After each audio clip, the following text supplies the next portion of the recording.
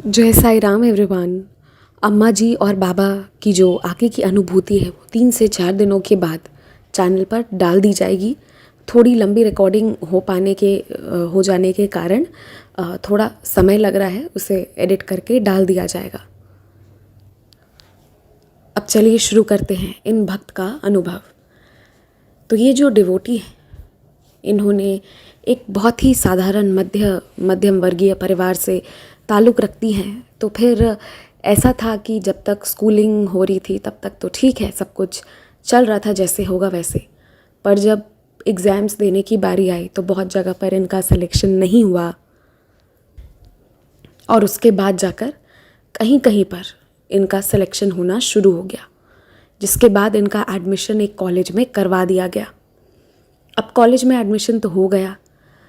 उस वक्त उनके पिताजी जिस प्राइवेट जगह पर काम कर रहे थे वहाँ पर चलिए इतना तो था कि हाँ, वो बस इनका फ़ीस भर देते, उसके अलावा इन्हें मंथली पॉकेट मनी बहुत ज़्यादा नहीं दे सकते थे। पर ये उससे खुश थी। ये कभी कैंटीन नहीं जाती, कभी दोस्तों के साथ ज़्यादा किसी को तोहफे वगैरह ना देती ना लेती। इनका सिंपल ये चलता था, क्योंकि पिताजी जो हैं वो जो उनकी सैलरी अलाउ करेगी उसी में इन्हें करना था, और यदि दोस्तों का खाती तो दोस्तों को खिलाना पड़ता, जो इनके लिए पॉसिबल नहीं था। बस इनके महीने का भाड़ा ही निकल जाना, यानी कि फेयर निकल जाना, ट्रांसपोर्टेशन कॉस्ट निकल जाना ही इनके लिए बहुत बड़ी बात थी। तो उसी समय की बात है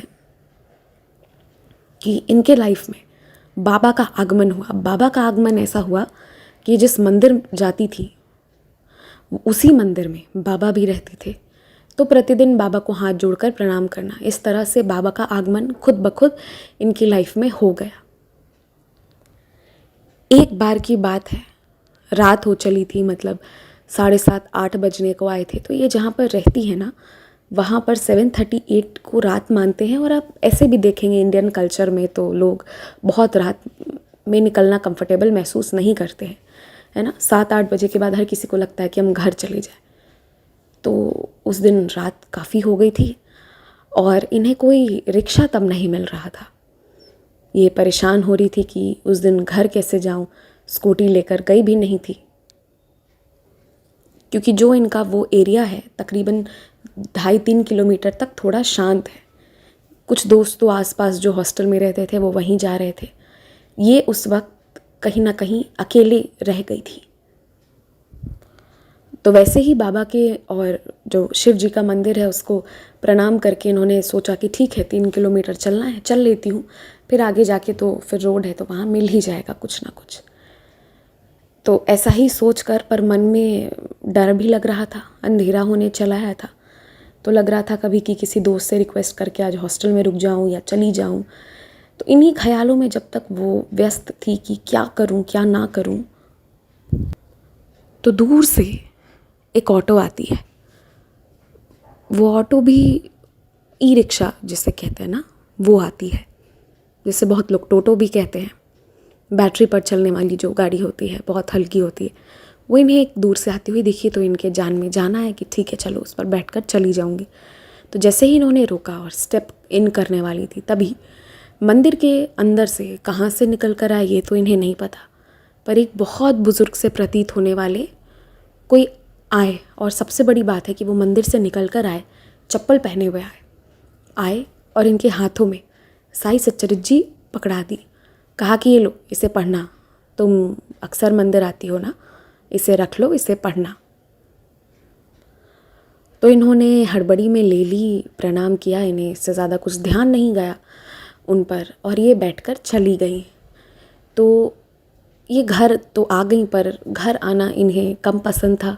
घर आने के बाद जो है रिश्तेदारों का इनके प्रति ताना कसना कि इतना पैसा में पढ़ रही है, घर का सोचती नहीं है, ये वो बहुत सारी बातें हो रही थी। पर ये अपने पसंद के कॉलेज में पढ़ रही थी, वहाँ थोड़ा ज़्यादा चार्ज लग रहा था। तो उन्हीं दिनों की बात है कि फिर इनसे कह दिया गया कि अगर तुम्हें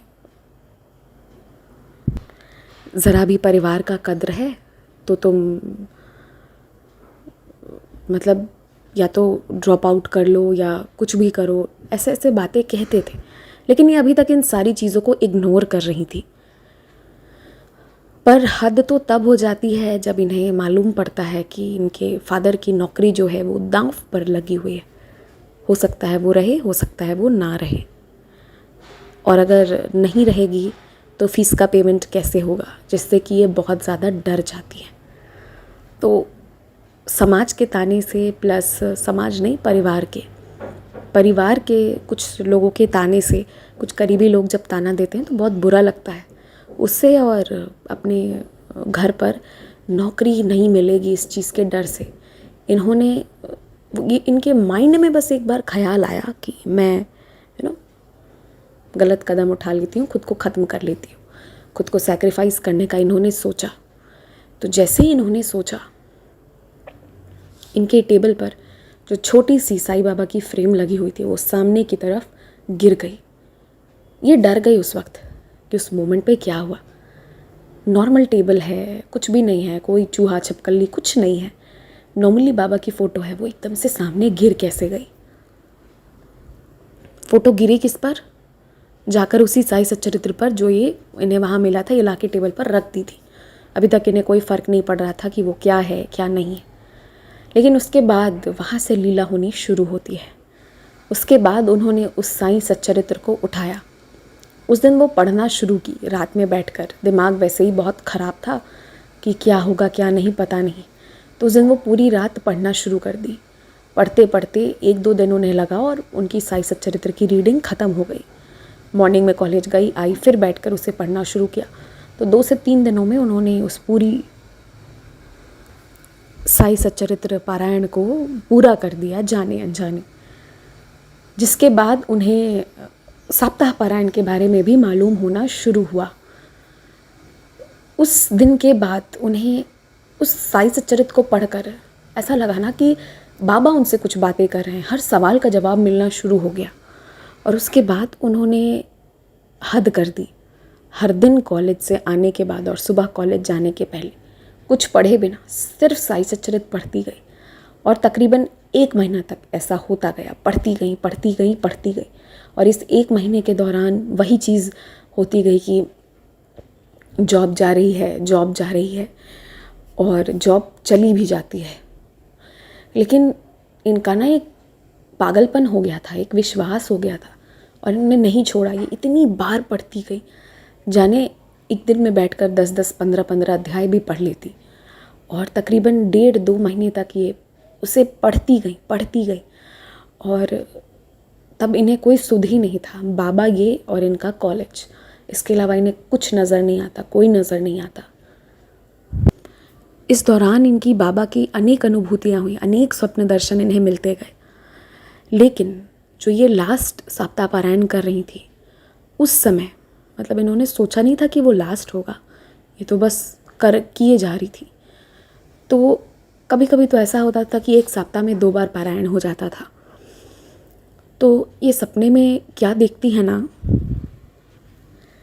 कि बाबा इनके घर आए हैं और बाबा ने इनके फादर के हाथ में पैसे रख दिए हैं। ये सपने में ये देखती हैं, और जिसके बाद बाबा इनके कमरे में आकर बैठ जाते हैं। तो ये कि इन्हें बहुत पॉजिटिव एनर्जाइजिंग वाला एक्सपीरियंस मिला। तो ये और विश्वास से पढ़ती गई। जिसके बाद बाबा की ऐसी लीला होती है कि इनके फादर जो हैं उन्होंने स्कूल की नौकरी को छोड़ दिया और खुद का अपनी सेविंग से रिस्क लेकर एक छोटा सा बिज़नेस शुरू किया।